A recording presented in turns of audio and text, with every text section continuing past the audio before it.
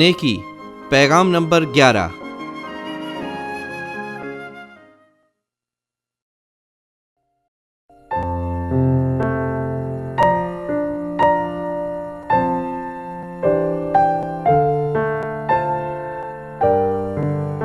عبرانیوں 11 باب 24 تا 26 آیات۔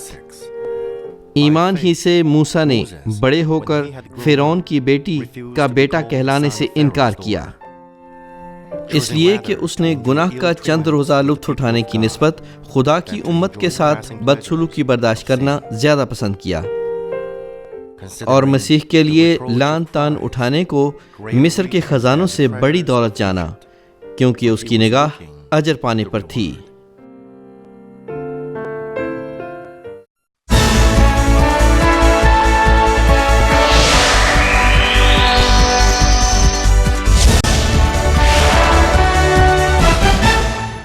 مانمن سینٹرل چرچ بہت سی مقامی اور ہزاروں بین الاقوامی کلیسیاؤں پر مشتمل ہے جو دنیا کے بیشتر ممالک جیسے کہ کینیا، امریکہ، کینیڈا، جاپان، فرانس، انڈیا، فلپینز اور ہنڈوراس میں واقع ہیں۔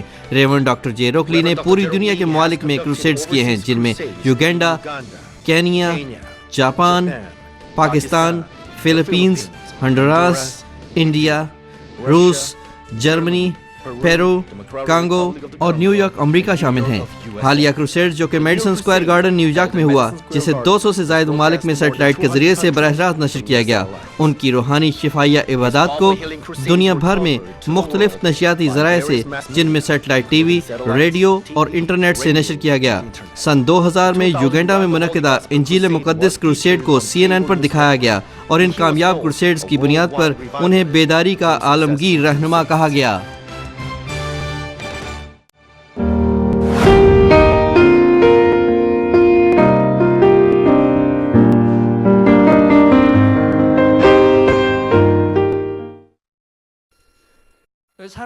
مسیح میں عزیز بھائی اور بہنوں، United States of America, Canada, Honduras, Peru, Argentina, Germany, France, روس، بیلجیم، نیدرلینڈ اور کینیا، یوگینڈا اور کانگو سمیت افریقی ممالک، Japan, Pakistan, Indonesia, Philippines, Taiwan, India, Mongolia, مصر سمیت ساری دنیا میں پھیلی ہوئی 3600 مختلف کلیسیائی شاخیں اور کوریا کی کلیسیاؤں اور مقامی مقدس کلیسیا کے اراکین، وہ جو ساری دنیا سے انٹرنیٹ کے ذریعے دعا میں شامل ہیں، اور ٹیلی ویژن کے ناظرین۔ نیکی سے متعلقہ یہ 11واں اجلاس ہے، اور میں موسیٰ کے بارے بات کروں گا۔ موسیٰ 3500 سال پہلے بنی اسرائیل کو مصر کی غلامی سے نکال کر کنعان کی سرزمین پر لے گیا۔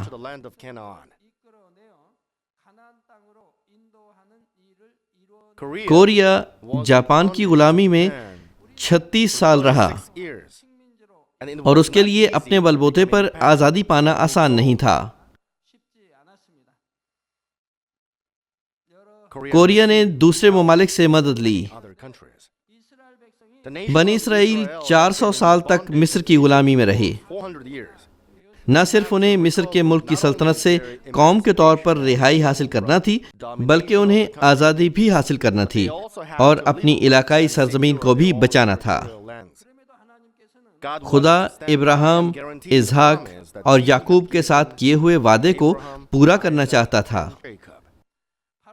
خدا نے ابراہیم، اسحاق اور یعقوب کو کنعان کی سرزمین دینے کا وعدہ کیا، اور جب وقت پورا ہوا وہ ان کی اولاد کے لیے اپنا منصوبہ پورا کرنا چاہتا تھا۔ خدا نے ایک آدمی کو چنا جس نے خدا کے فرمان کی پوری تابعداری کی اور خدا کے لوگوں کی رہنمائی کی۔ وہ آدمی موسیٰ تھا۔ وقت مقررہ پر تاریخی اہمیت کے حامل اس واقعے کے لیے موسیٰ کو کیسے چنا گیا؟ اس کے اندر ایک ایسا انسان تھا جس سے وہ خدا پر مکمل بھروسہ رکھ سکتا اور اس کی فرمانبرداری کر سکتا تھا، اور اس کے لیے یہ ممکن تھا کیونکہ اس کے اندر کا دل بہت نیک تھا۔ اب میں آپ کو موسیٰ کی نیکی کے متعلق بتاؤں گا۔ میں خداوند کے نام سے دعا کرتا ہوں کہ موسیٰ کی نیکی آپ کے دل میں بھی آئے، اور اس دنیا کے آخری وقت میں آپ بھی انمول طریقے سے استعمال کیے جائیں۔ عزیز بھائی اور بہنوں، موسیٰ کی پہلی نیکی جو خدا نے قبول کی یہ تھی کہ اس نے گناہ کی لذت سے لطف اندوز ہونے کی بجائے خدا کی امت کے ساتھ دکھ برداشت کرنے کا انتخاب کیا۔ وہ اس وقت پیدا ہوا جب اسرائیلی مصریوں کے غلام تھے اور ان پر سخت تشدد ہوتا تھا۔ مصر کے لوگوں کی نسبت بنی اسرائیل کا شمار زیادہ تھا اور وہ مصریوں کی نسبت زیادہ زور و قوت سے بڑھے۔ مصر کا بادشاہ اس بات سے ڈرا اور اسرائیلیوں کو مارنے کے لیے فرمان کا اعلان کیا۔ اس نے اسرائیل کے ہر پیدا ہونے والے بچے کو قتل کر دینے کا حکم دیا۔ اس حکم کے تحت جب وہ پیدا ہوا تو اس کا مرنا ناگزیر تھا۔ لیکن عبرانیوں 11 باب 23 آیت کے مطابق ایمان ہی سے موسیٰ کے ماں باپ نے اس کے پیدا ہونے کے بعد 3 مہینے تک اس کو چھپائے رکھا، کیونکہ انہوں نے دیکھا کہ بچہ خوبصورت ہے اور وہ بادشاہ کے حکم سے نہ ڈرے۔ موسیٰ کے والدین بادشاہ سے نہ ڈرے، انہوں نے ایمان سے خدا پر بھروسہ رکھا اور موسیٰ کو چھپا لیا۔ لیکن 3 ماہ بعد وہ اپنے بچے کو اور نہ چھپا سکے، کیونکہ اب بچہ زیادہ اونچی آواز میں رونے لگا تھا۔ اس کی ماں نے بچے کو سرکنڈوں کی ٹوکری میں ڈالا اور اسے دریائے نیل کے کنارے جھاڑیوں میں چھوڑ آئی۔ اگر وہ ایک دفعہ بھی پکڑے جاتے تو والدین کے ساتھ ساتھ خاندان کا ہر شخص مر سکتا تھا۔ اپنے بچے کو مصری سپاہی کی تلوار سے ذبح ہونے دینے کی بجائے انہوں نے خدا کی اپنی امت کو رہائی دینے کی امید کے راستے کا انتخاب کیا۔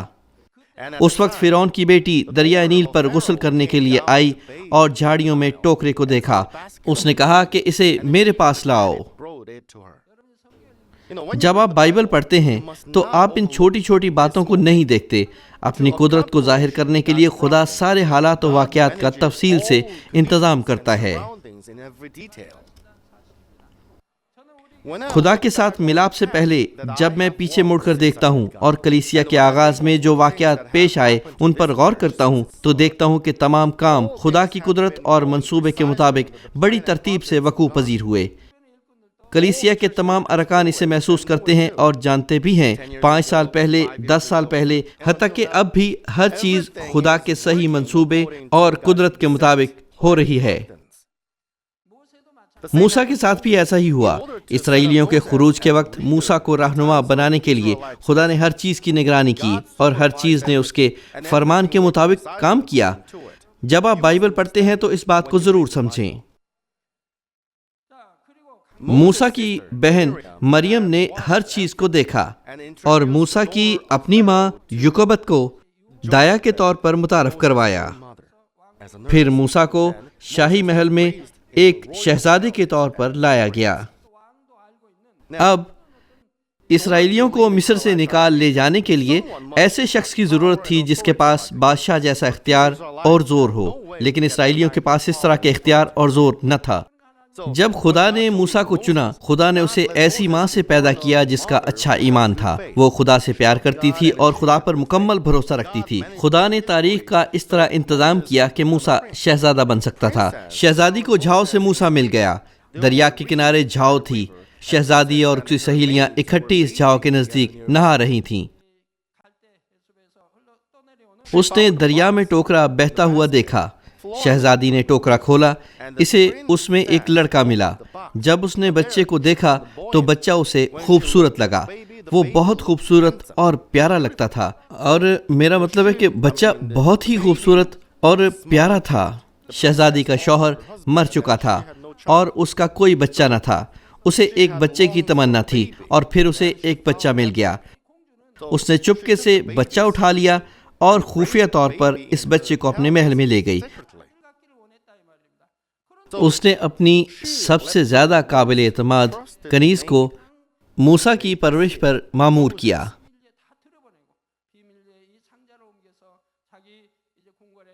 اور اس طرح خدا نے ہر کام کی نگرانی کی۔ اس نے اسے ملک کا شہزادہ بننے دیا۔ آپ کو سمجھنا چاہیے کہ اس طرح ہمارا خدا باپ کتنا اچھا اور صحیح ہے۔ ایسا حادثاتی طور پر نہ ہوا۔ آپ یقیناً محسوس کریں گے کہ ہر کام خدا کی رہنمائی میں ہوتا ہے اور تاریخ اسے ثابت کرتی ہے۔ اس کے بعد موسیٰ محل میں شہزادی کے لے پالک بیٹے کے طور پر بڑھا اور شہزادی کو اس کا باپ مصر کا بادشاہ پیار کرتا تھا. اپنی ماں کے ایمان و بھروسے کے تحت اور خدا کے صحیح اور مکمل کام کی وجہ سے موسیٰ بچایا گیا اور بڑھا. جس ٹوکرے میں موسیٰ تھا، موسیٰ کی بہن مریم اس ٹوکرے کے پاس رہی. وہ جانتی تھی کہ وہ خدا کی حفاظت میں ہے اور اس کو یقین تھا کہ کوئی موسیٰ کو بچا لے گا، اس لیے وہ ٹوکرے کے ساتھ ساتھ رہی.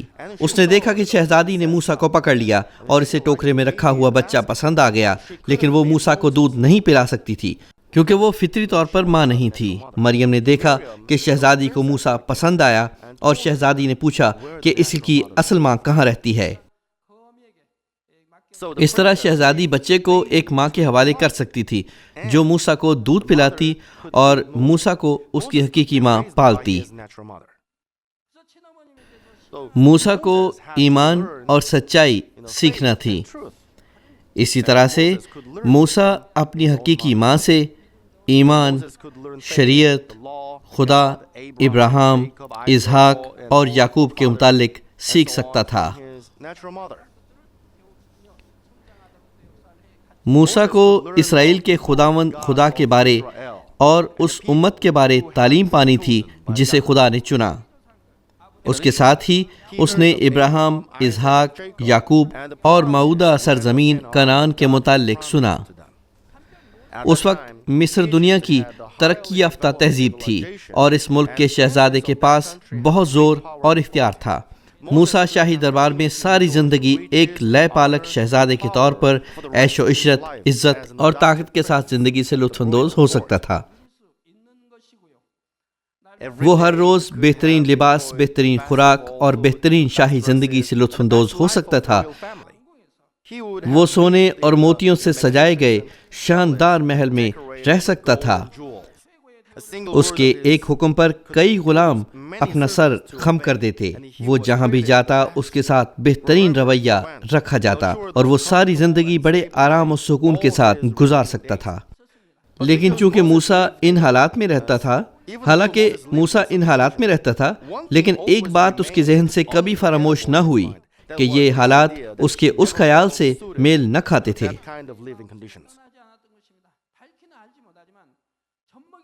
اس نے اپنی فطری ماں سے خدا کے متعلق اور اس حقیقت کے متعلق سنا تھا کہ اس کی اپنی امت مصر کی غلامی میں ہے، اور اس کے الفاظ کبھی اس کے ذہن سے جدا نہ ہوئے تھے. وہ اس بات کو واضح طور پر نہ جانتا تھا، لیکن جو کچھ اس نے اپنی ماں سے سنا تھا وہ اس کے حافظے میں تھا. جب وہ بچہ تھا تو دودھ پلانے کے دوران اس کی ماں نے اسے یہ سب کچھ سکھایا تھا، لیکن یہ سب کچھ اس کی یادداشت میں محفوظ تھا، بے شک خفیف سا. اس لیے بے شک وہ عیش و عشرت کی زندگی میں رہتا تھا لیکن اس سے لطف اندوز نہ ہوتا تھا.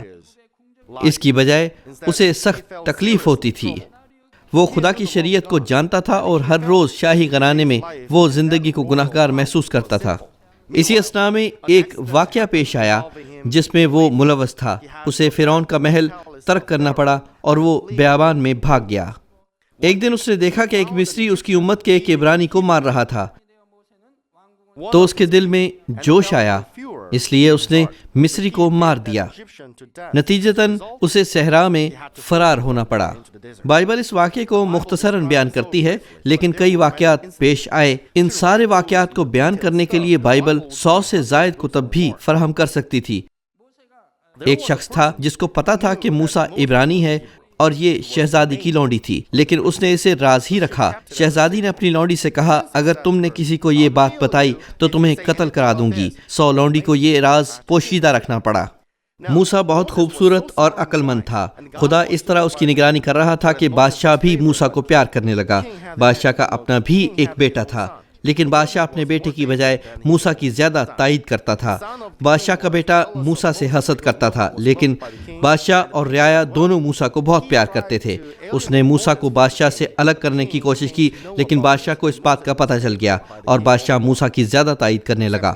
مثال کے طور پر وہ قلعے تعمیر کرتے، وہ بتوں کی پوجا کے لیے بڑی بڑی عمارتیں بناتے.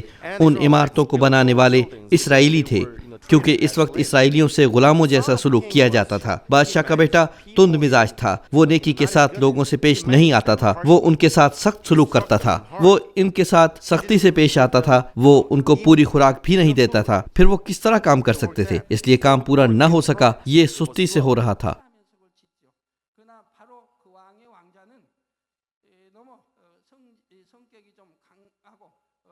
لیکن جب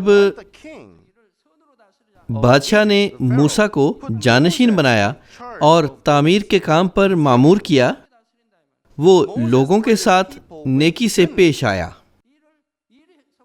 اس نے خوراک کے ذخائر اور گوداموں کے دروازے کھول دیے اور لوگوں کو کھلایا، یعنی عبرانیوں کو، تاکہ وہ عبرانی یا وہ اسرائیلی سخت کام کر سکیں۔ اس طرح وہ عمارات کو اور زیادہ تیزی سے تعمیر کر سکتے تھے۔ تب بادشاہ کا بیٹا موسیٰ سے حسد کرنے لگا۔ اس نے کوشش کی کہ بادشاہ اور موسیٰ کے درمیان دشمنی پڑ جائے۔ اس نے بادشاہ کو بتایا کہ عبرانیوں کی حمایت حاصل کرنے کے لیے موسیٰ انہیں خوراک دے رہا ہے اور یہ سازش کا نشان ہے۔ موسیٰ بادشاہ بننے کے لیے ایسا کر رہا ہے۔ تب بادشاہ نے موسیٰ پر شک کیا اور حقیقت کو جاننے کی کوشش کی۔ موسیٰ نے بادشاہ کو تعمیر شدہ محل دکھایا اور وضاحت کی کہ اصل حقیقت کیا تھی، اور موسیٰ کو بادشاہ کی اور زیادہ حمایت حاصل ہو گئی۔ وہ ایسے حالات میں تھا۔ موسیٰ فطری طور پر جانشین بننے والا تھا۔ جو لونڈی اس راز کو جانتی تھی جانکنی کی حالت میں تھی، وہ اس راز کو جانتی تھی لیکن بتا نہیں سکتی کہ بادشاہ بننے والا لڑکا ایک عبرانی غلام ہے۔ وہ اس حقیقت کو برداشت نہیں کر سکتی تھی کہ ایک غلام بادشاہ بن جائے، اس لیے اس نے بادشاہ کو بتانے کی کوشش کی اور قتل کر دی گئی۔ اس واقعے نے موسیٰ کا راز افشا کر دیا۔ تب موسیٰ نے اس مصری کو قتل کر دیا۔ موسیٰ نے اپنے آپ کو ایسی صورتحال میں ڈال دیا جہاں اس کی معافی نہ ہو سکتی تھی۔ اب اسے فرار ہونا پڑا، اسے ہر چیز کو ترک کرنا پڑا، اور اس طرح وہ صحرا میں بھاگ گیا۔ اگر وہ آسان راہ دیکھتا اور صرف اپنی پرواہ کرتا، کسی اور کی پرواہ نہ کرتا، تو وہ اس واقعے کی بھی پرواہ نہ کرتا اور ڈر کی وجہ سے عبرانی کی مار کو نظر انداز کر دیتا، اور اس ڈر سے کہ کوئی اسے دیکھ لے گا مصری کو نہ مارتا۔ لیکن جیسے بائبل میں لکھا ہے، اس نے گناہ کی زندگی سے لطف اندوز ہونے کی بجائے خدا کی امت کے ساتھ دکھ برداشت کرنے کو چنا۔ وہ اس بات کو بھی نظر انداز نہیں کر سکتا تھا جب اس نے کرابتی کو مار کھاتے دیکھا۔ اس کا مطلب یہ تھا کہ فرعون کی بیٹی کا بیٹا شہزادہ ہونے کے طور پر اپنی مشہوری اور وقار کو کھو دے گا۔ موسیٰ کا اس قسم کا دل خدا کی نظر میں بہت اچھا لگا۔ عزیز بھائی اور بہنوں، فرض کریں ایک غریب آدمی مشکل صورتحال کا شکار ہوتا ہے، لیکن وہ اس پر غالب آنے کے لائق ہے کیونکہ اس نے غربت کا تجربہ کیا ہے۔ اس کے الٹ اگر ایک امیر آدمی غربت اور معاشی تباہی کا سامنا کرے تو اس کے لیے اس صورتحال پر غالب آنا مشکل ہے، کیونکہ ذہنی پریشانی اس کو دبا دے گی۔ موسیٰ 40 سال کے لمبے عرصے تک ایک شہزادے کے طور پر شاہی دربار میں رہا۔ اس لیے شہزادے کے رتبے کو ترک کرنے کے لیے اسے مضبوط ارادہ کرنا پڑا۔ نہ صرف اس نے اپنا شاہی گھر کھویا، بلکہ اس کے پاس ایک چھوٹی جھونپڑی بھی نہ ہوتی۔ اس کو کچھ پتہ نہ تھا کہ وہ کہاں جاتا۔ وہ فوراً روزمرہ کی روٹی کے لیے پریشان ہو سکتا تھا، اس لیے اسے ایک مہاجر کے طور پر فرار ہونا پڑا۔ اگر سپاہی اسے ڈھونڈ لیتے تو اسے گرفتار کرتے اور قتل کر دیتے، پر اس نے دکھ برداشت کرنے کو چنا۔ عبرانیوں کی کتاب موسیٰ کے دکھوں کو ان مسیحیوں کے دکھ کے برابر بیان کرتی ہے جو مختلف تشدد اور ذلت کا تجربہ کرتے ہیں۔ اس لیے عبرانیوں 11 باب 26 آیت کہتی ہے، اور مسیح کے لیے لعن طعن اٹھانے کو مصر کے خزانوں سے بڑی دولت جانا، کیونکہ اس کی نگاہ اجر پانے پر تھی۔ اگر آپ موسیٰ کی جگہ ہوتے تو کیا کرتے؟ کیا آپ ان ساری چیزوں کو بغیر ہچکچاہٹ کے ترک کر سکتے ہیں جو آپ نے جمع کی ہیں؟ کیا آپ خوشی سے آمین کہہ سکتے ہیں جب آپ کو مسیح کی خاطر ہر چیز چھوڑنی پڑے؟ کیا آپ کریں گے؟ آپ کیا کریں گے اگر کئی لوگ آپ کی تعریف اور عزت کرنے کی بجائے لعن طعن کریں اور نظر انداز کریں تو کیا آپ مسیح کی خاطر شرم محسوس کریں گے؟ اگر آپ کو اپنا گھر اور پیارا خاندان چھوڑنا پڑے تو کیا آپ فرما برداری کریں گے اور غیر ملک میں چلے جائیں گے جہاں آپ وقت کا اندازہ نہ کر سکیں کہ آپ گھر کب واپس آئیں گے؟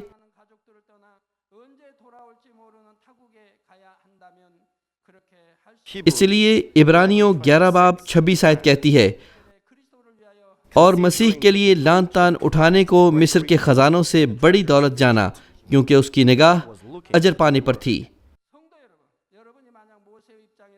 عزیز بھائی اور بہنوں، اگر آپ اس کی جگہ ہوتے تو کیا کرتے؟ کیا آپ نہیں ہچکچائیں گے کہ جو کچھ آپ نے حاصل کیا ہے ابدی زندگی کی خاطر اسے کھو دیں؟ اگر آپ سب کچھ کھو دیں تو کیا پھر بھی آمین کہیں گے؟ آپ ابراہیم، ایلیا، اشعیا، پولس رسول، پطرس، یوحنا اور خداوند کے دوسرے شاگردوں کی طرح سب کچھ چھوڑ دیں گے؟ جیسے انہوں نے ہر چیز چھوڑ دی، انہوں نے اپنے والدین، گھر، خاندان، شہرت اور ہر چیز کو ترک کر دیا۔ انہوں نے خدا پر ایمان رکھا اور سخت مصائب سے گزر کر کندن بنے۔ یہ سب کچھ ہم بائبل میں پڑھ سکتے ہیں، لیکن انہوں نے کبھی یہ نہیں کہا کہ ہم تنہا یا بے آرام ہیں۔ انہوں نے مشکلات کو خوشی اور شکر گزاری کے ساتھ قبول کیا۔ اگر آپ کو عزت اور وقار دینے کی بجائے ایسے لعن طعن کی جائے اور دکھ دیے جائیں کہ آپ خدا پر ایمان رکھتے ہیں تو آپ کیا کریں گے؟ کیا آپ اپنے خاندان اور گھر چھوڑ کر بیرون ملک چلے جائیں گے؟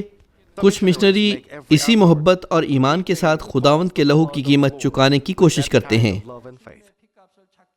آپ کا اپنے متعلق کیا خیال ہے؟ کچھ لوگوں نے اقرار کیا اور پچھتائے۔ ان کے ذہن میں خیال آیا کہ انہوں نے خدا کے خادم ہونے کی راہ کو کیوں چنا۔ انہوں نے اقرار کیا کہ وہ دنیا میں واپس جانا چاہتے تھے۔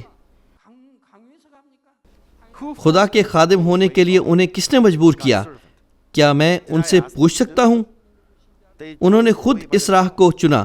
اگر وہ جانتے کہ خدا باپ کون ہے، خداوند کون ہے، ایک نیا یروشلم بھی ہے، اور اگر ان کا سچا ایمان ہوتا اور وہ ایسا کہنا کبھی پسند نہ کرتے، وہ خدا کے سامنے کبھی افسوس نہ کرتے، وہ اس راہ پر خوشی اور شکر گزاری سے جانے کے قابل ہوتے۔ انہیں خدا بلاتا اور وہ اس راہ کا انتخاب کرتے۔ جب وہ اس دنیا میں اپنے فرض کو ایمانداری سے ختم کرتے تو جب وہ آسمان پر جاتے تو کیا آسمان پر ان کو پیار نہ کیا جاتا؟ کیا وہ آسمان میں عظیم لوگ نہ بنتے؟ انہیں یقیناً شکر گزاری کی راہ پر چلنا چاہیے تھا۔ کس وجہ سے وہ شکر گزاری کی راہ پر نہ چل سکے؟ اس لیے کیونکہ وہ اپنے بدن کو کھونا نہیں چاہتے تھے۔ یہ آسان نہیں ہے، بہت مشکل ہے۔ انہوں نے اسی طرح کیا۔ اسی طرح کے عام لوگوں سے ذرا پوچھ کے دیکھیں، وہ ضرور خدا کے خادم بننا چاہتے ہیں۔ افریقہ میں خداوند کی خدمت کرتے ہوئے ایک پاسٹر نے کہا کہ یونیورسٹی میں پروفیسر ہونے کی بجائے میں روحیں جیتنے کو ترجیح دیتا ہوں۔ انہوں نے اس جگہ پر ایک دن بھی آرام کیے بغیر انجیل کی منادی کی، جہاں کی تہذیب، آب و ہوا اور ماحول اس کے مطابق ٹھیک نہیں تھا۔ کئی مشنری خواتین نابلد دور دراز ممالک میں بھیجی گئی ہیں۔ وہ وہاں صبح سویرے سے رات گئے تک منادی کرتی تھیں۔ ہر روز وہ جتنے لوگوں کو مل سکتی ہیں ملتی ہیں اور اپنے لیے وقت کی بھی پرواہ نہیں کرتی۔ میں خدا کی بادشاہت کے لیے اس عورت کی شدید محبت کو سمجھتا ہوں۔ میں خداوند کی بھیڑوں کے لیے اس کی محبت کو سمجھ سکتا ہوں۔ وہ انجیل کی منادی کرتی ہے اور رومالوں والی دعائیہ میٹنگز کے لیے خدا کو جلال دیتی ہے۔ اس لیے بہت سے لوگ گرجا جاتے ہیں اور کلیسیا میں بیداری آ رہی ہے۔ اس لیے میں نے اس کا یہاں تذکرہ کیا ہے۔ میں نے کہا کہ میں اس کی مدد کروں گا، اور اتوار والے دن میں نے اسے کچھ مدد بھجوائی، اور میں نے پوچھا کہ پنکھے لگانے کے لیے ان کو کتنی رقم درکار ہے۔ میں حیران ہوا کہ یہ تھوڑی ہی تھی۔ 10 پنکھوں سے وہ ٹھنڈے ماحول میں عبادت کر سکتے تھے۔ جو رقم میں نے بھیجی وہ کوریا میں اس سے زیادہ پنکھے خرید سکتے تھے۔ میں نے ایسا اس لیے کیا کیونکہ میں انہیں کچھ خوشی دینا چاہتا تھا، لیکن جب اس بات کا دوسری کلیسیاؤں کو پتہ چلا تو انہوں نے مجھے کہا کہ سینئر پاسٹر صاحب، ہمیں اس چیز کی ضرورت ہے، ہمیں اس چیز کی ضرورت ہے۔ وہ مجھے کیوں نہ سمجھ سکے؟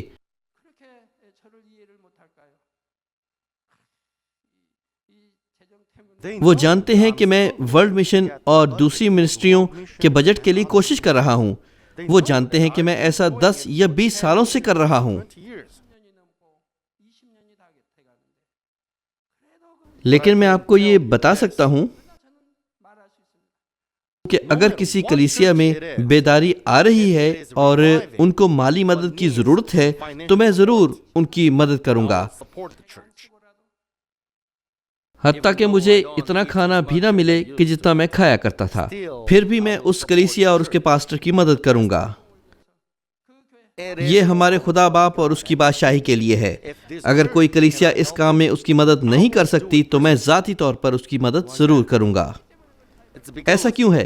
کیونکہ میں پھل دیکھتا ہوں. جب میں پھل دیکھتا ہوں تو کیا افریقہ کی کلیسیاؤں کی مدد نہ کروں؟ جب وہ کہتے ہیں تو میں ان کی مدد کرتا ہوں. اس لیے وہ تیزی سے بیدار ہو رہے ہیں. کیا ایسا نہیں؟ یہی بات دوسری کلیسیاؤں پر بھی لاگو ہوتی ہے. اگر وہ بہت زیادہ پھل لاتی ہیں اور خدا کی بادشاہی میں مدد کرتی ہیں اور اپنی مالی حالت کی وجہ سے وہ بہتر طور پر کام نہیں کر سکتی، پھر میں ان کی مدد کروں گا. جس مدد کی انہیں ضرورت ہے میرے پاس وہ ذاتی طور پر موجود نہیں، لیکن اگر وہ زیادہ پھل لاتی ہیں تو میں خدا سے دعا کروں گا کہ وہ مجھے ان کی مدد کرنے کی توفیق بخشے. اگر کوئی خدا کا خادم ہمارے خدا باپ کو دل و جان سے پیار کرتا ہے تو میں اس کی مدد کروں گا. لیکن خدا کے ہر خادم اور ہر کلیسیا کو فنڈ دینا بہت مشکل ہے.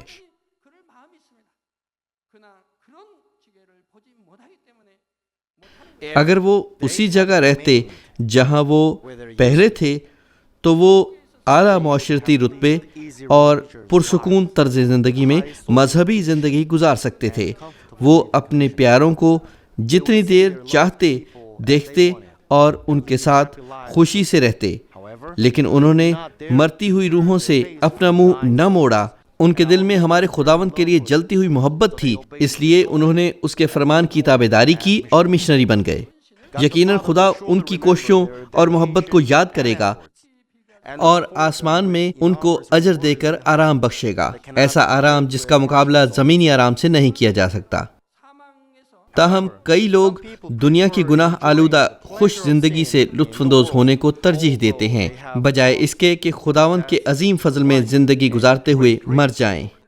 وہ پرستش، عبادت اور دعا کو نظر انداز کرتے ہیں جو ہمارے ایمان کی بنیاد ہے، کیونکہ وہ دولت کمانا اور زمینی جلال چاہتے ہیں. کچھ ایسے بھی ہیں جو عبادت کو صرف ایک رسم سمجھتے ہیں. وہ روح اور سچائی سے خداوند کی پرستش نہیں کرتے. وہ ایسا رسمی طور پر کرتے ہیں یا عبادت میں سو جاتے ہیں. جن کے دل ایسے ہیں انہیں سچے ایمان اور امید کو محسوس کرنا چاہیے، کیونکہ وہ موسیٰ کی نیکی سے بہت زیادہ دور ہیں جس نے آزاد مرضی اور خوشی سے مصائب کے راستے کا انتخاب کیا. مجھے ان لوگوں پر افسوس ہے جو روح اور سچائی سے پرستش نہ کر سکے، اور ان پر بھی افسوس ہے جو میرے کئی دفعہ سکھانے کے باوجود کچھ بھی محسوس نہ کر سکے. اگر وعظ کے دوران اپنی روحانی آنکھیں کھلی رکھیں تو آپ اپنے دشمن شیطان کو دیکھ سکتے ہیں.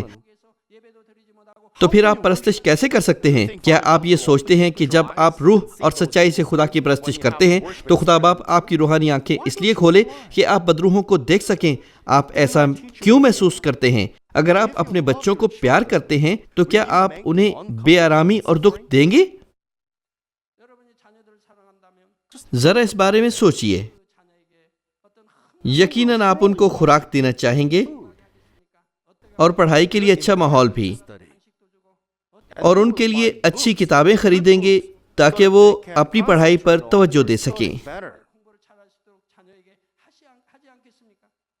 خدا باپ آپ کو پرستش اور عبادت میں اور ڈینیل پریئر میٹنگ میں ایسی باتیں کیوں دیکھنے دے گا؟ ہمارا خدا باپ آپ کو ایسا تحفہ کیوں دے گا؟ اس طرح کا برا تحفہ ہمارے خدا باپ کا نہیں ہے. ہمارا خدا باپ اپنے بچوں کو ایسی بری چیزیں کبھی نہیں دیتا. آپ اس بات کو ضرور محسوس کریں.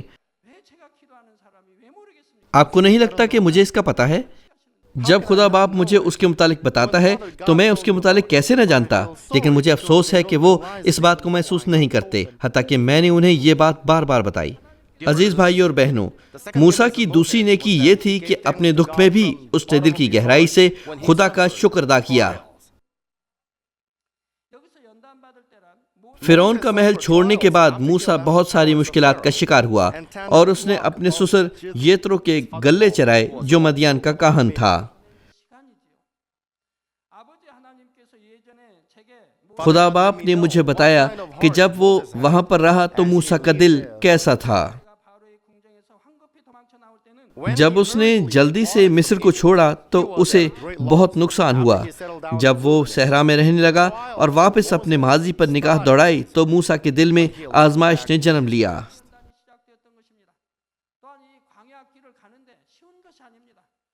صحرا میں چلنا آسان نہیں تھا، کوئی اور راہ نہ تھی، اس کے پاس قطب نما نہیں تھا، وہ اس سے پہلے کبھی وہاں نہیں رہا، اس کے پاس نقشہ بھی نہیں تھا، بس وہ صرف شمال کی طرف چل دیا۔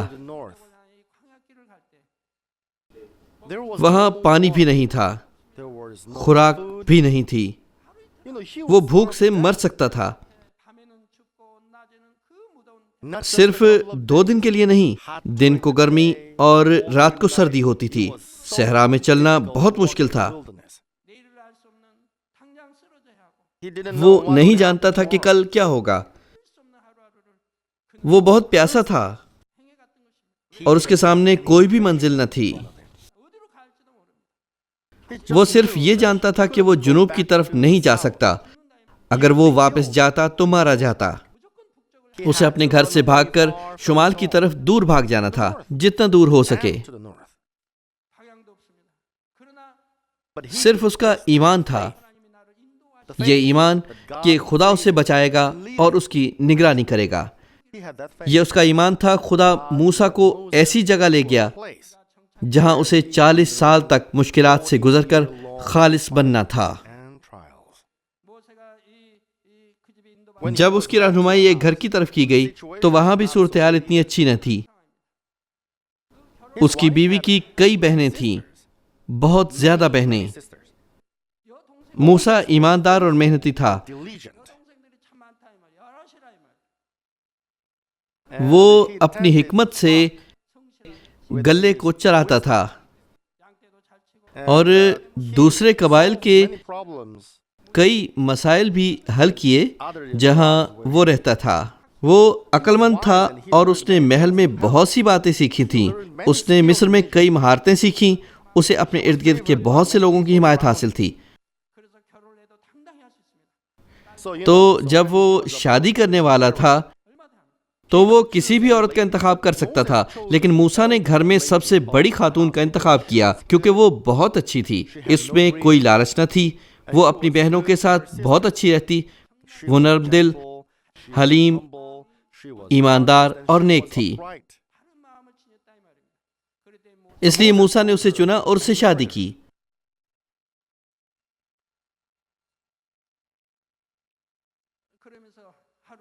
اور موسیٰ کا خالص پن جاری رہا۔ آپ کے خیال میں اسے کس بات کا دلی رنج تھا؟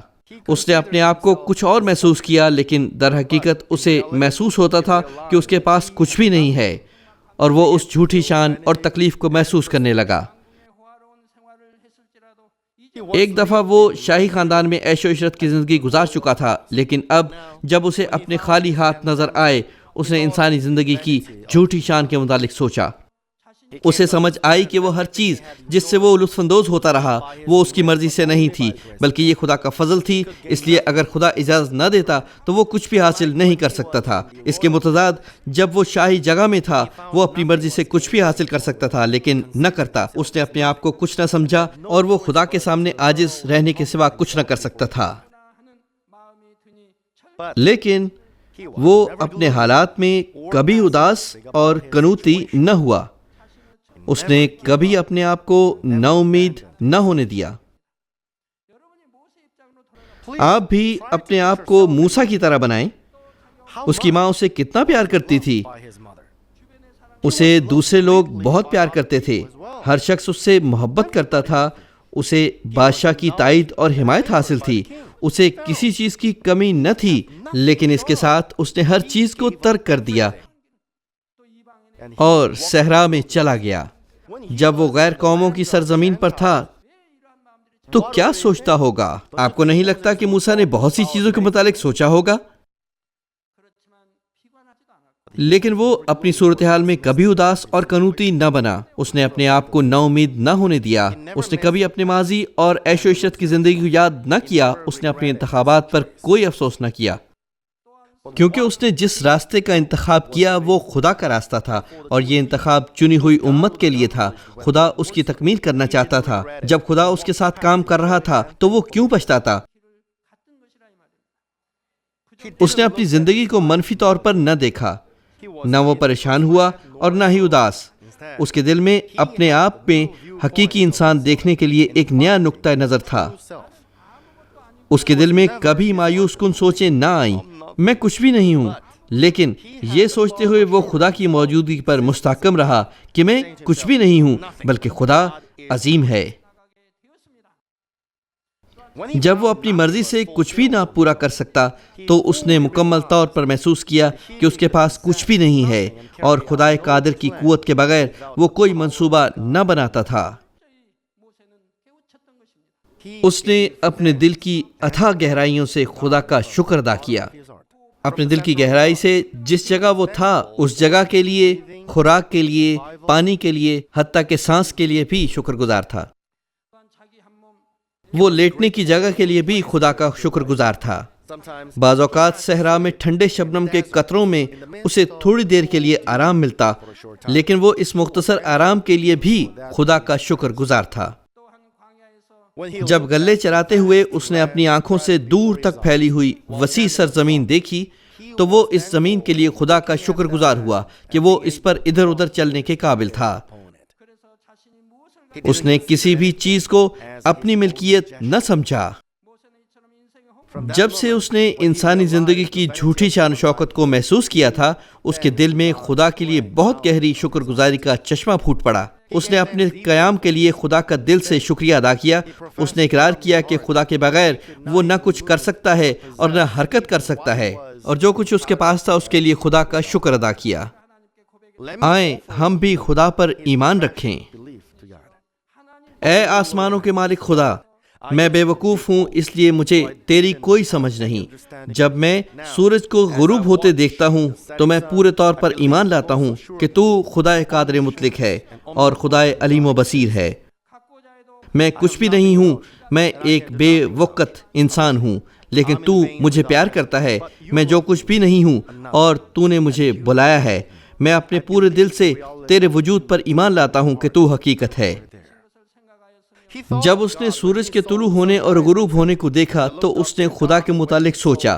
جب اس نے رات کو آسمان میں بے شمار ستاروں کو دیکھا تو خدا کو دیکھا۔ اس مصیبت کے دوران اسے یقین ہو گیا کہ اسرائیل کا خدا صرف ماضی کا ایک کردار نہیں ہے بلکہ ایک زندہ بادشاہ ہے۔ اس کو کوئی تجربہ نہیں تھا، لیکن اپنی نیکی میں اس نے خدا کو پہچانا اور خدا پر ایمان رکھا، اور کامل اور خالص بننے کے اس عمل میں اس کا ایمان مزید مضبوط ہوتا گیا۔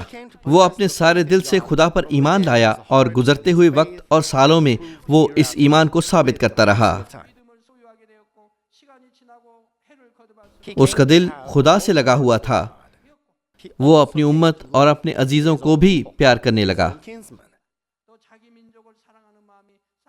اپنی مشکلات کے درمیان اسے خدا کے ساتھ ہونے کا مکمل یقین تھا۔ اس نے ایمان کے ساتھ اپنے آپ کو دیکھا، اس لیے ہر حالت میں وہ خدا کا شکر گزار رہا۔ جب خدا نے اسے بلایا کہ ایک خاص وقت پر تو بنی اسرائیل کو مصر سے نکال لے جا، تو اس نے کیا کہا؟ انسانی نقطہ نگاہ سے وہ خدا کے فرمان کو قبول کرنے سے ہچکچایا، اور یوں لگا جیسے اسے کوئی یقین نہیں ہے۔ موسیٰ نے خداوند سے کہا، اے میرے خداوند، میں فصیح نہیں، نہ تو پہلے ہی تھا اور نہ جب سے تو نے اپنے بندے سے کلام کیا، بلکہ رک رک کر بولتا ہوں اور میری زبان کند ہے۔ اس نے اس بات کا اقرار کیا کیونکہ اپنے مصائب کے 40 سالوں میں اس نے مکمل طور پر محسوس کیا تھا کہ وہ بے وقت اور کچھ بھی نہیں ہے۔ اگر اس میں ایسا خالص پن نہ ہوتا اور وہ مصر میں ہی شہزادے کی طرح رہتا تو وہ اس طرح اقرار کرتا کہ میں سب کچھ کر سکتا ہوں، میں ہر کام کر سکتا ہوں۔ وہ اقرار کرتا کہ میں سب کچھ کر سکتا ہوں. وہ اپنی عقل مندی اور قابلیت پر غرور کرتا. اس کو پتا تھا کہ وہ تربیت یافتہ ہے، مضبوط ہے، لیکن خالص ہونے کی وجہ سے اس نے اقرار کیا کہ وہ کچھ بھی نہیں ہے. اس کی انا مکمل طور پر ٹوٹ گئی تھی. جب وہ گلے چراتا اور اسے دوسروں کے ساتھ سلامتی سے رہنا پڑتا تھا، وہ اپنے آپ کو توڑتا اور عاجز بناتا، اور اپنی نیک بیوی کی وجہ سے وہ اور زیادہ ٹوٹا. اپنے اقرار میں اس نے کہا کہ وہ خالی ہے، بے وقت اور کچھ بھی نہیں ہے. اس نے اپنی ذاتی راست بازی کی وجہ سے ایک شخص کو قتل کر دیا تھا، لیکن اپنے مصائب میں وہ مکمل طور پر عاجز اور انکسار بن گیا. وہ اتنا حلیم بنا کہ جب خدا نے اسے بلایا تو اس نے اپنے آپ کو عاجزی سے خدا کے آگے جھکا دیا. لیکن اس نے اپنے پورے دل میں خدا پر ایمان رکھا اور جلد ہی اپنے رویے کو تبدیل کیا اور خدا کے کلام کا فرما بردار بن گیا. یاد رکھیں کہ جب موسیٰ نے خدا پر ایمان رکھا اور ہر بات کے لیے خدا کی شکر گزاری کی تو موسیٰ کی یہ بات خدا کو اچھی لگی. آپ اپنے مصائب میں کس طرح کا رد عمل ظاہر کرتے ہیں؟ کیا آپ اپنی مشکلات کا شکوہ کرتے ہوئے یہ کہتے ہیں میں اس مصیبت کا کیوں شکار ہوں، میں اس پر کیسے غالب آ سکتا ہوں؟ کیا آپ اپنے ایمان کو متزلزل ہونے دیتے ہیں؟ کیا آپ مایوس اور پریشان ہو جاتے ہیں؟ 40 سال تک موسیٰ مدین کے صحرا میں اس احساس کے ساتھ گلے چراتا رہا کہ وہ کچھ بھی نہیں ہے. وہ کبھی ہمت نہیں ہارا کیونکہ کوئی اسے پہچانتا نہیں تھا، بلکہ وہ ہر طرح کے حالات اور صورتحال میں حلیم اور شکر گزار رہا. جب اس نے اپنے آپ کو مکمل طور پر خالی کر دیا تو خدا نے اسے بلایا اور اسے ایک عظیم منصوبہ سپرد کیا. کیا کوئی ایسا شخص ہے کہ جب وہ مصائب میں گھر جائے تو خدا کا شکر گزار نہ ہو، بلکہ ان لوگوں سے حسد کرے جن کو خدا استعمال کرتا ہے، بے شک وہ مشکلات میں گھرے ہوں؟ اس کی وجہ یہ ہے کیونکہ آپ نے اپنے آپ کو قابل استعمال برتن نہیں بنایا. مشکلات ان لوگوں کو دی جاتی ہیں جنہوں نے اپنے آپ کو برکت کے برتن بننے کے لیے تیار نہیں کیا ہوتا، تاکہ وہ اپنے آپ کو برکت کا صحیح برتن بنا سکیں. اگر آپ شکایات کرتے ہیں اور کہتے ہیں کہ خدا کے جواب میں دیری ہے، تو جو کچھ آپ کے پاس ہے آپ اس کو واپس دیتے ہو. جب لوہار ایک ہتھیار بناتا ہے تو وہ لوہے کے ایک ٹکڑے کو آگ میں گرم کرتا ہے، پھر اسے باہر نکالتا ہے اور اسے ایک خاص شکل دینے کے لیے اس پر ہتھوڑے سے ضربیں لگاتا ہے. وہ لوہے کو گرم کرتا ہے اور جب تک اس کی پسند کی شکل نہ بن جائے وہ اس پر بار بار ضرب لگاتا ہے. اگر لوہے کے ٹکڑے انکار کر دیں کہ مجھ پر ضرب نہ لگاؤ تو جو کچھ لوہار بنانا چاہتا ہے اس سے نہیں بنا سکتا، اس سے ہتھیار نہیں بن سکتے. لوہار تب تک لوہے کو بار بار گرم کرتا ہے اور اس پر ضرب لگاتا ہے جب تک اس کے مطابق ہتھیار نہیں بن جاتا. خدا آپ کے دل کو جانتا ہے. خدا آپ کو استعمال کرنے کے لیے آپ کو آپ کے دل کے مطابق خالص کرتا ہے، حتیٰ کہ آپ ایسی صورت بن جاتے ہیں جس کو خدا باپ استعمال کرنے کے لیے پسند کرتا ہے. خدا آپ کو خالص کرے گا، اس لیے کہ خدا محبت ہے. جب آپ ایک بڑا برتن ہیں تو خدا آپ کو بڑی مشکلات دیتا ہے تاکہ آپ حقیقی بڑا برتن بن جائیں. اگر آپ ایک معمولی برتن ہیں تو آپ ٹکڑوں میں بٹ جاؤ گے، آپ خالص پن کو برداشت نہیں کریں گے. جتنا آپ اپنے برتن کو اجازت دیتے ہیں اتنا خدا آپ کو خالص کرتا ہے، اور پھر آپ کو پہلی یا دوسری آسمانی بادشاہی کے لیے بھیجتا ہے. لیکن اگر خدا جانتا ہے کہ آپ ایک اچھا برتن ہیں تو جیسی خدا کی مرضی ہے وہ آپ کو خالص کرے گا. تب خدا آپ کو خالص کرے گا اور استعمال کرے گا. آپ کو نئے یروشلم میں جانے کا بہترین موقع ملے گا. آپ کا مسکن آسمانی جلال میں ہوگا اور آپ خداوند اور خدا باپ کے ساتھ سکونت کریں گے.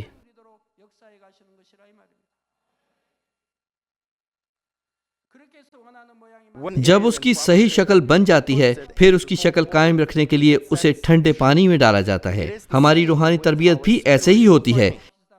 اس بات کو امثال 17 باب 3 آیت میں بیان کیا گیا ہے. چاندی کے لیے کٹھالی اور سونے کے لیے بھٹی، پر دلوں کو خداوند پرکھتا ہے. اگر آپ بہترین برتن بننے کے لیے مشکلات میں ہیں تو موسیٰ کی نیکی کو یاد رکھیں، اپنے آپ کو مسلسل حلیم رکھیں اور ہر بات میں شکریہ ادا کریں. تب آپ خدا کے ہاتھوں میں ہوں گے اور جلد ایک اچھا برتن بن جائیں گے.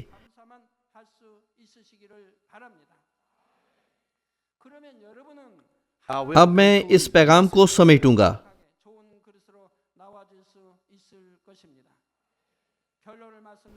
عزیز بھائی اور بہنوں، میں نے موسیٰ کی نیکی کے 2 نقطے بیان کیے ہیں۔ پہلی یہ کہ اس نے گناہ کی لذت سے لطف اندوز ہونے کی بجائے خدا کی امت کے ساتھ مصائب برداشت کرنے کے راستے کا انتخاب کیا۔ خدا کے سامنے یہ نیکی گنی گئی۔ دوسرے یہ کہ بے شک وہ سخت مشکلات میں تھا تو بھی وہ اپنے سارے دل سے ہر بات کے لیے خدا کا شکر گزار رہا۔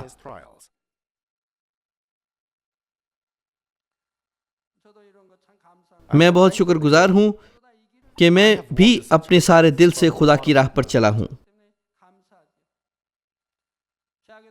میں نے گناہ کرنے پر خدا کے لوگوں کے ساتھ دکھ برداشت کرنے کو ترجیح دی ہے۔ خدا کی بادشاہی کی خاطر میں نے شہرت، اختیار اور طاقت کو پسند نہیں کیا، حالانکہ میرا رتبہ کم ہے۔ میں صرف خدا کی مرضی پوری کرنا چاہتا ہوں۔ جب میں خالص کیا جا رہا تھا، میں نے خدا کا شکر ادا کیا، اور خدا جانتا ہے کہ ساری مشکلیں ایک فریب اور ناانصافی تھیں۔ اس لیے پہلی، دوسری اور تیسری مشکل کے بعد پورا خالص بن گیا۔ خدا نے سمندر کے نمکین پانی کو پینے کے قابل میٹھے پانی میں تبدیل کر دیا۔ حتیٰ کہ جب میں بیرونی ممالک میں کروسیڈز منعقد کر رہا تھا، بہت سے چینلز نے مجھے براڈ کاسٹ کیا، اور اس میں CNN بھی شامل تھا۔ میں نے اس سارے خالص پن کو خوشی اور شکر گزاری کے ساتھ لیا۔ خدا باپ بہت خوش ہوا اور اس نے مجھے اپنی عظیم قوت دی جو بہت بلند ہے، حتیٰ کہ مجھ پر غلط الزامات بھی لگائے گئے۔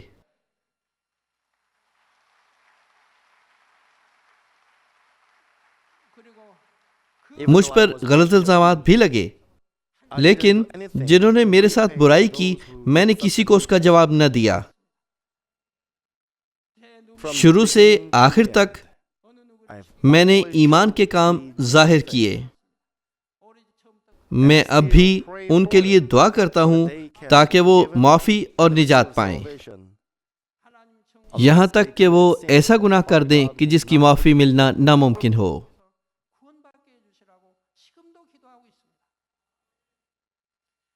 اگر کسی کے دل میں حقیقی بنیادی نیکی ہے تو وہ نیکی کے راستے کا انتخاب کرے گا۔ موسیٰ بھی اسی طرح تھا۔ تاہم اگر کسی کے دل میں نیکی نہیں، لیکن وہ نیکی سے واقف ہے اور نیکی کے راستے پر چلنا چاہتا ہے، 1-2 بار اسے ذہن میں لاتا ہے، نیکی اس کے اندر تعمیر ہوتی جائے گی اور اس کا دل زیادہ سے زیادہ نیک ہوتا جائے گا۔ اگر آپ اپنی روح میں مصائب کو قبول کریں گے تو آپ کی مشکلات کا عرصہ آپ کے دل کے رویے کے مطابق کم یا زیادہ ہو جائے گا۔ اس لیے مجھے امید ہے کہ آپ بھی موسیٰ کی نیکی کو بجا لائیں گے اور ہر چیز کے لیے خدا کا شکر ادا کریں گے، تاکہ آپ بھی خدا کے سامنے ایک خالص برتن بن جائیں۔ خداوند کے نام سے میری دعا ہے کہ دنیا کے آخری وقت میں آپ بہت زیادہ استعمال ہوں اور خدا کو بہت زیادہ جلال دیں۔ یسوع مسیح کے نام میں آمین۔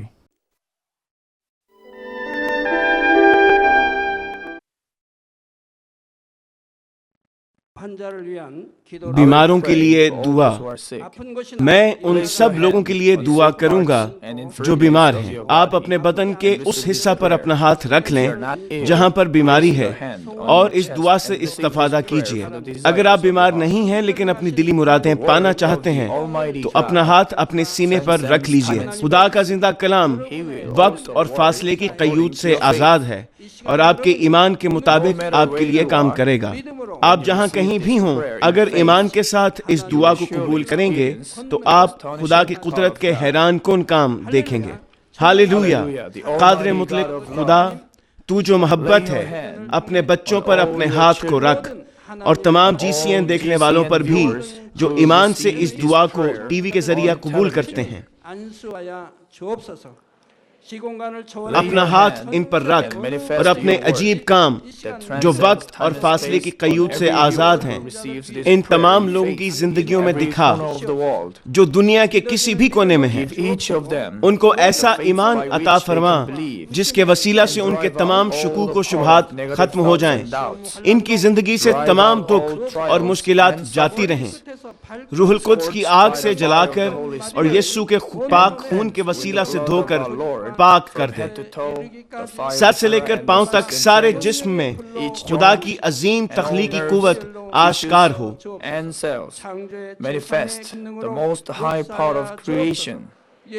میں خداوند یسوع مسیح کے نام سے دشمن ابلیس اور شیطان تمام بیماریوں جراثیموں اور کمزوریوں کو حکم دیتا ہوں کہ ان بدنوں سے الگ ہو جائیں. تمام چھوت کی بیماریاں جاتی رہیں. ہر وہ بیماری جو لا علاج ہے اور نئی دریافت شدہ بیماریاں روح القدس کی آگ سے جل کر بھسم ہو جائیں.